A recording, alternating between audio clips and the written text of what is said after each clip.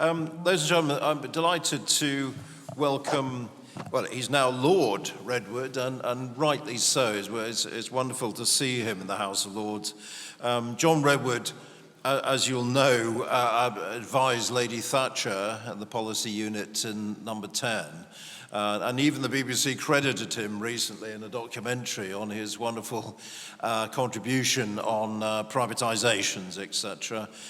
He remains heavily engaged on the economic side, and we're delighted to have him. And he's now chairing Britain Unbound, which I fully support, and Daniel Hodson there is running that. And if you want to hear more, speak to Daniel in the corner. But John, over to you. Thank you. Congratulations, Freedom Association. You are much needed. Our freedoms have been under attack. They need to be protected and extended. And well done, Freedom Association, having the prescience to see that this was the week to discuss our relationship with Europe.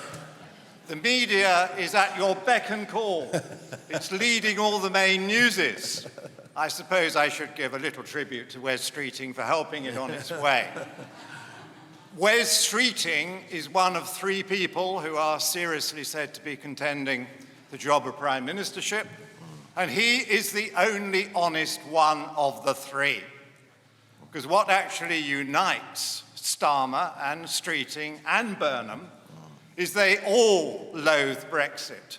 They all opposed Brexit. They all want to cozy up to the EU. They all want to go back into the EU, but only one of them is honest enough to admit that that is his aim. But we must be in no doubt. This is a battle for the future of our independent country.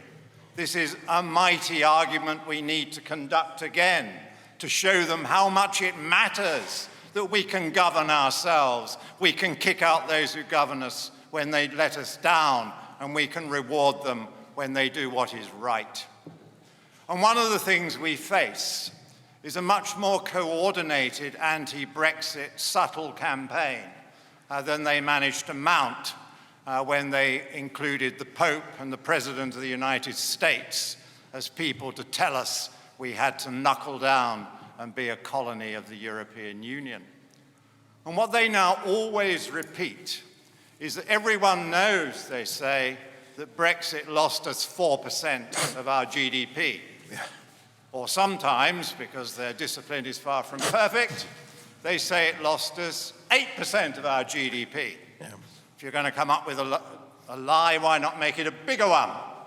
But of course, if you put out both lies, it should lead more people to worry about whether either of them is correct. So we do need to unbundle these dreadful statements.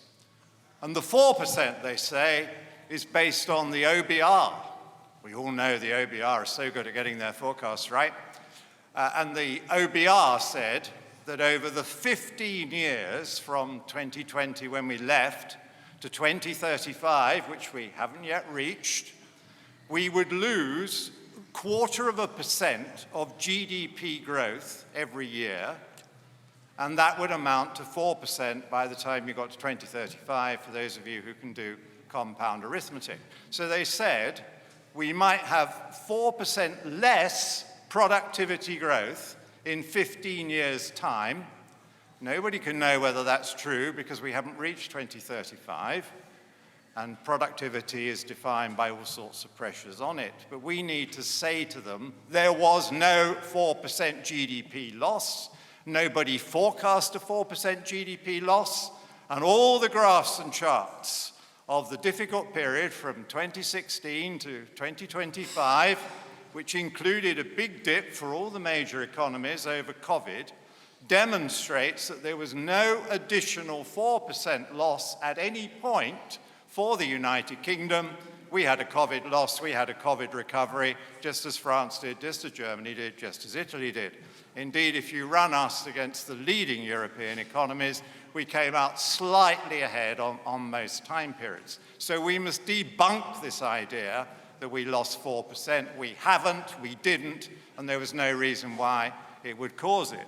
And note, when they say we want to go back to rejoining most of the economic and trade things that we came out of. They don't say they're going to suddenly grow 4% more, which you'd have thought would be the natural consequence, that if we'd really lost 4% because of Brexit, because they know only too well there is no way you'd suddenly grow 4% more if you went back into the EU.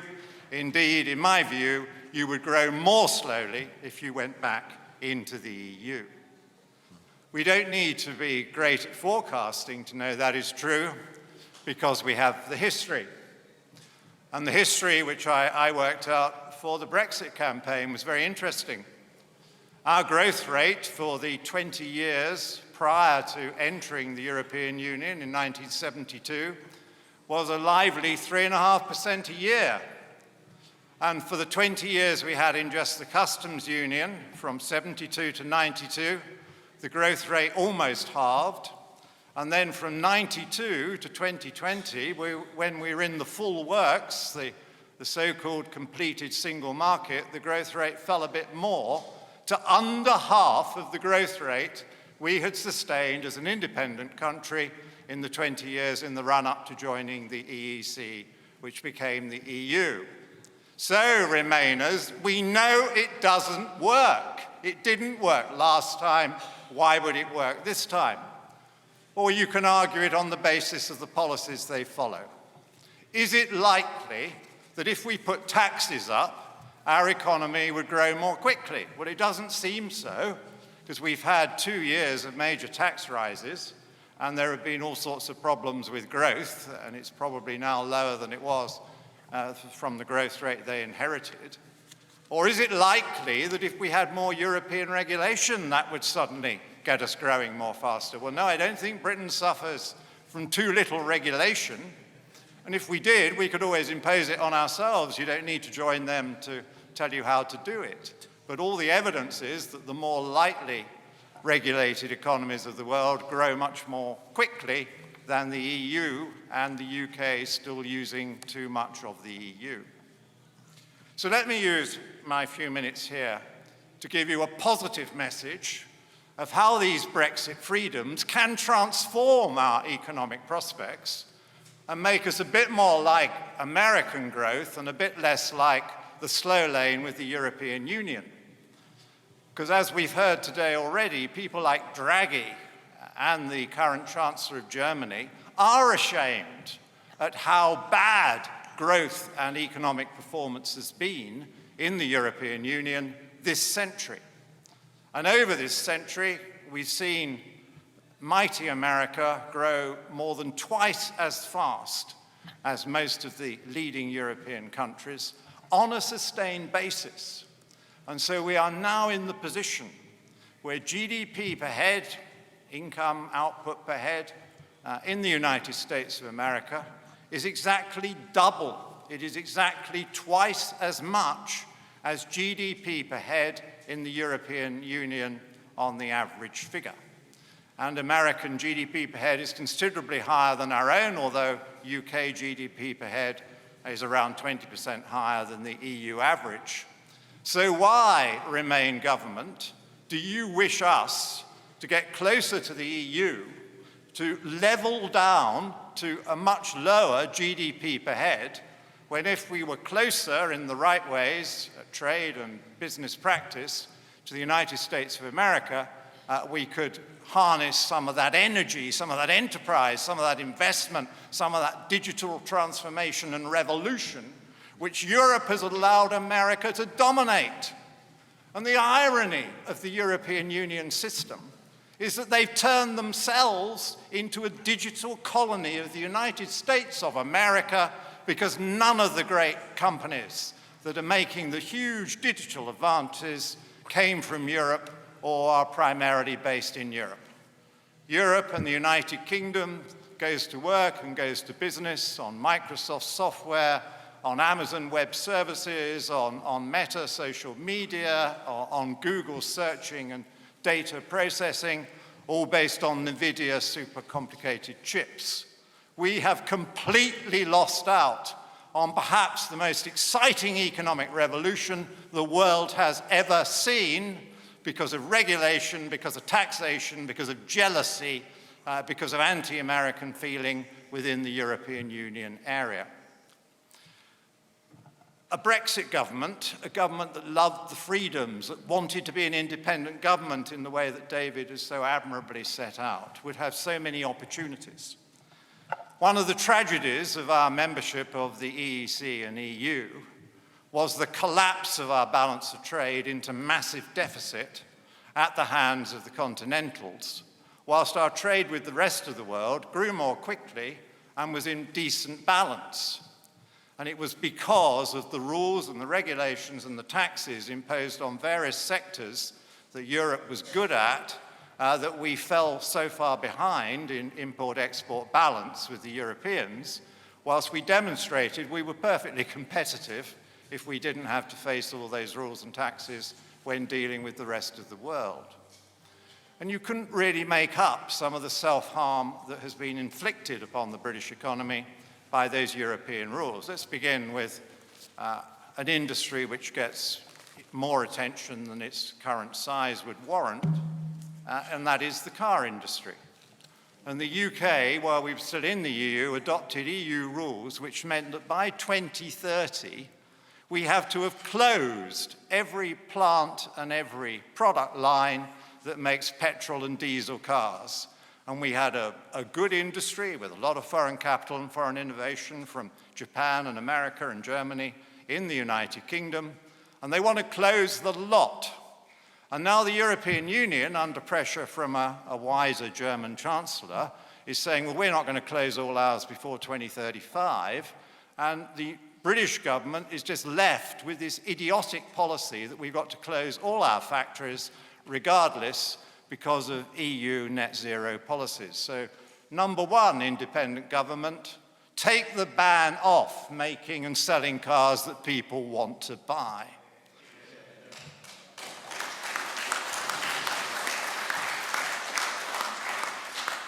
The next industry that EU-derived net zero laws intensified by Mr. Miliband are doing in is our highly successful oil and gas industry. Aberdeen was a huge success of the previous 50 years. It was transformed into a pulsating, growing, rich city in Scotland, showing that we can have a big city well away from London that is very prosperous with high incomes per head, high value added. It was all based upon the exploitation of excellent reserves of gas and oil in the seas offshore. And now we have a government with extreme EU policies saying, you have to close all that down as quickly as possible. You're not allowed to find any more, and if you did find any more, you're not allowed to produce or develop it. And so perfectly good production platforms are sitting there on half capacity, ready to be closed down altogether. Perfectly good complex pipeline systems are way below capacity because you're not allowed to add the additional oil and gas that is definitely out there. And the madness is such that we have to close down our oil and gas in order to import it from Norway, who is tapping it out of a very similar part of the world in a very similar basin. Or worse still, we have to import huge quantities of liquefied natural gas from America or from Qatar or from wherever. And the one decent, honest answer I got to a question from the Net Zero department, I don't know how it happened, was I said, how much extra CO2 is involved if instead of burning our own gas down a pipe from a North Sea field, we burn liquefied natural gas converted back to gas having been brought from America or Qatar? And they very kindly said it'd be at least 3 times as much CO2 if you use the LNG. So even in their own carbon-reducing terms, it is madness what we are doing, because of course it takes huge quantities of energy to liquefy and cool the gas, to put it into a ship that normally runs on diesel to get it here, and then the energy to convert it back to gas, as well as the pipe transmission for the final stage, which you'd have anyway if you'd got gas out of your own field. So again, independent government, get our own oil and gas out. It's cleaner, it produces less CO2, it produces lots of extremely well-paid jobs in places like Aberdeen, where the jobs are now all going. and above all, Rachel Reeves, oodles of tax revenue. And we're giving away all this tax revenue to America or Qatar or to Norway so that they can get more prosperous and have better public services. And our poor customers have to pay that tax away to a foreign government. And then we're told we need to pay more tax because, of course, we don't have enough tax revenue coming in from the energy. Well, let's take our food. Now, when we joined the EEC, we grew and produced most of the temperate food we needed. We had, after all, in the war, had to produce practically all our own food because the Germans were blowing up the shipping that would otherwise have brought it. And that was a very important discipline. And so farming here, as elsewhere, was always treated differently. And as someone who believes in free enterprise and no subsidy, I've always accepted that farming is different and that there will be some subsidies. But what do we do when we leave the EU system? Instead of having subsidies targeted on better production and backing new techniques and providing backup for food growing, we give the money either to wild your land so that it doesn't produce any food at all, or to cover it in solar panels so that it doesn't grow anything anymore, so that we can become ever more dependent on imported food from the Netherlands or from France or from Spain. And it's not as if they've got better weather in the Netherlands. They're actually growing things under glass, burning lots of gas, no doubt. Or it's not as if Spain isn't short of water, because Spain struggles to produce all they want with environmental consequences, when we have plenty of rainfall in most parts of Britain most of the time, and we have pretty fertile soils, and with a bit of money to help farmers enhance the soils and develop the new techniques, we could get back to producing so much more of our own food. I'm a very good green. I don't believe in lots of food miles. When I go out shopping, I try and buy things that are either locally produced or certainly have the British flag on them. It's so helpful when the supermarkets do that. And when we were in the EU, I was always very helpfully suggesting to all those who love the EU that they ought to put the EU flag on all the continental ones so that they could proudly buy those and somebody like me didn't have to. Whereas my constituents soon rumbled that the reason I was a slow shopper was I was reading all the origin labels, and all the European continental ones seemed to be in tiny print. I wonder why. But you laugh, but I do believe that it's environmentally good practice to have more homegrown food. I believe it's important for national security in case we are ever in grave threat again as a country. And it would be good for the enrichment of our soils and for the support of family farms. And we want a British family farm policy which puts food growing at the center and uses just the same amount of subsidy. You don't need to increase the subsidy. You might even be able to reduce the subsidy, but target the subsidy on those new techniques which a few rich people have introduced on some of the larger units into a whole range of farms, some of them operating as cooperatives because they would be small units, so that we can again be proud of food made in Britain. The energy policy is one of the main reasons that Europe has fallen so far behind the United States. Of course, the continent of Europe is short of natural energy, whereas Britain and Norway are not. But the main problem is the chopping and changing and the instructions over how you are to generate your electricity and whether you can or cannot use and exploit oil and coal and gas, which has been very disruptive and has lumbered Europe, and especially the United Kingdom, with extremely high energy prices compared with America and our other leading global competitors. And this is de-industrializing our country at a terrifying pace. So wake up, labor movement. Where are the industrial unions? Speak out. Explain that we don't have to close our refineries. We don't have to close our steel mills. We don't have to close our ceramics plants. We don't have to close our ethylene crackers. We don't have to shut down our petrochemical industry. That is a bad choice, derived from the European Union regulations, now hammered home by Mr. Miliband and his extreme net zero policies. I update my websites from time to time with the de-industrialization story, and others are beginning to pick it up. But we have lost so many ceramics factories in recent time. We have lost 2 of our 6 refineries, so we now have to import more refined oil products at considerable cost, and again losing tax revenues. We have lost a great deal of our petrochemical industry, which is on the retreat in Britain and turning to imports instead. So at the very time when the Remain government says that it's going to grow our way out of our problems by more trade with Europe, they are making it impossible to export some of the things that were our most successful exports in the past. Our leading exports in the past included refined oil products, it included oil, it included gas, and it included petrol and diesel cars. And those are all under the hammer from badly derived policies from the European Union. So, ladies and gentlemen, my message is a straightforward one to the government.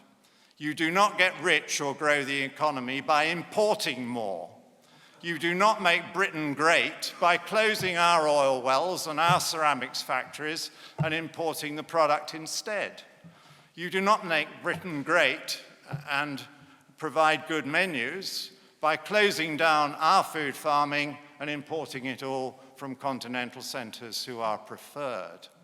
So throw off the shackles, Britain. Be proud of your independence, government.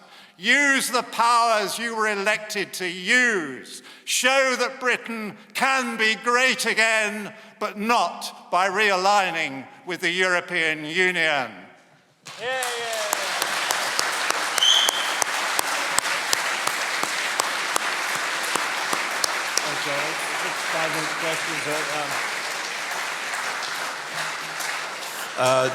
Thank you so much, John, for a thumping table speech. That's fantastic. We've got 5 minutes for questions. Gentleman there, Faz, I know, and anyone else? There's a gent right at the back. Okay. Hello there, my name is Faz Mosley. I've just come back to the United Kingdom after spending about 30 years in the United States. I was one of the brain drain people. I was a manager in IBM, and then I was an executive at a number of AI as well as tech companies in Silicon Valley. So my question is actually twofold. One is simply net zero seems to be a real disaster, and it seems to be one of the reasons why we have so many problems, including energy. How can we really turn this around, net zero? Because it seems to be a brainwashing that's happened from very early ages in this country. And as that generation grows up, it's going to continue and continue to propagate. So how can this be reversed? It's not an easy one, obviously, to reverse. The second question is to do with the USA. I think your points were amazing, Lord Redwood, about leveraging the US in a sense, and how well the US has done. In fact, the 5 or 6 top high-tech companies now are worth more than the whole of the FTSE put together today. Right? So America has done amazing things, and I've seen that growth happen face to face for about 35 years in various roles building businesses. How can we leverage the US more effectively? They speak the same language, they love British people, and they want to go in that same direction. Thank you. I'm going to take the question to the gent there at the back, and then... yeah, thank you. Oliver Dean, Conservative Home. Lord John, thank you firstly very much for your talk. We saw earlier this morning in the Telegraph that the EU would charge Britain billions were they to attempt to rejoin the bloc. Do you think that this is enough to detract would-be joiners such as Wes Streeting or indeed Andy Burnham, or do you think that they will persist on their endeavours nonetheless? Thank you. I don't think anything will sway them. I think it's a religious belief for them. It is so irrational in the ways I've been setting out and colleagues have set out. And you're right that the costs would be prodigious because we wouldn't get the rebate that Thatcher negotiated with great skill. If we were to rejoin, the bloc is bigger with more poorer countries in it that need transfers, and the budget of the bloc is considerably bigger relative to the size of the economies than it was when we left. So our membership fee would be much increased. And of course, we had to surrender 80% of all the customs duties we collected, whereas we now collect those and spend those for ourselves. We would have to surrender the whole of the plastics tax we collect, which we can currently spend for ourselves. And there would be all the additional costs that Starmer is signing up to, the Turing scheme for student support, going anywhere in the world for just British students, was about 80 million last year. And it will be Erasmus, 800 million in the second year and thereafter. And it will mainly go to European students coming to great British universities, not the other way around. So you're quite right, there will be plenty of costs, some of them incurred on reset. Having to pay to have other people impose their laws on you does seem a step too far, but it's not one that seems to make our government blanch at all. I think they just hope British people don't understand that's going on. How do we win the net zero argument? Well, I've always found that the most difficult argument for the believers to face is when you point out to them, as I have done in books, pamphlets, articles, website, media, and speeches, that practically every policy recommendation they have increases world CO2, it doesn't diminish it. Each policy is damaging to the UK economy in a way which will increase total world CO2. I did you the simple one, that if we replace domestic gas with imported LNG, you have treble the amount of CO2. That's one of the more extreme examples. But if you go and buy an electric car, and I have no wish to buy an electric car, if I bought one today and took it home and plugged it in, it's not a lot of wind and sun out there, they would have to burn more gas in a power station for me to recharge my battery car, with all the inefficiencies of burning the gas in the power station, transmitting the power long distance to my house, charging the battery, storing the battery, and then eventually the usual inefficiencies converting the battery power into transmission power for the vehicle. And you, of course, have massive CO2 outflows in the construction of the battery. Not under your control, because it requires raw materials from countries that don't take CO2 issues at all seriously. And the Chinese, who talk a good talk on reducing CO2, are very good at burning lots of coal in order to power their factories to help make the batteries. So I think we need to take them on their own ground, and they never seem to have an answer to why they want to increase world CO2 at the same time as doing all this economic damage to ourselves. I mean, I've set out some of this in a pamphlet I wrote a little while ago called the $275 trillion bet, which was the estimate of how much it was going to cost the world to convert all our perfectly good existing technology before it's clapped out into all this green technology. Why have we in the EU failed at building the large digital companies? Well, it's mainly a combination of regulation and taxation. But one way that Britain could catch up more quickly would be to do something very European. We should copy the Republic of Ireland's very low corporation tax rate. Yeah. And whenever I show this glimpse of Europeanism with a twinkle in my eye, I find the Remainers don't like that, because, of course, they would like to shut down the cheap corporation tax rate in the Republic of Ireland. But because they quite like Ireland and it's a relatively small country, they let them do it. And as a result, Ireland has a massively high GDP per head based on its huge success in attracting all that American digital investment into Ireland as the way through into the wider European Union. So we should definitely, as a quick fix, get our corporation tax rate down. It would also increase the revenues, which makes successive chancellors' unwillingness to do this very difficult to fathom. I would explain it patiently to a succession of chancellors. I haven't had the opportunity to do that face-to-face with the present one. And I would explain that you would increase the revenue. They never believed you. And I said, well, let's just draw a parallel, which is based on official government figures on both sides of the Irish Sea. And the Republic of Ireland now raises 3 times as much profits tax per head than the United Kingdom by having a rate half the level of the United Kingdom. I rest my case. Thank you, John.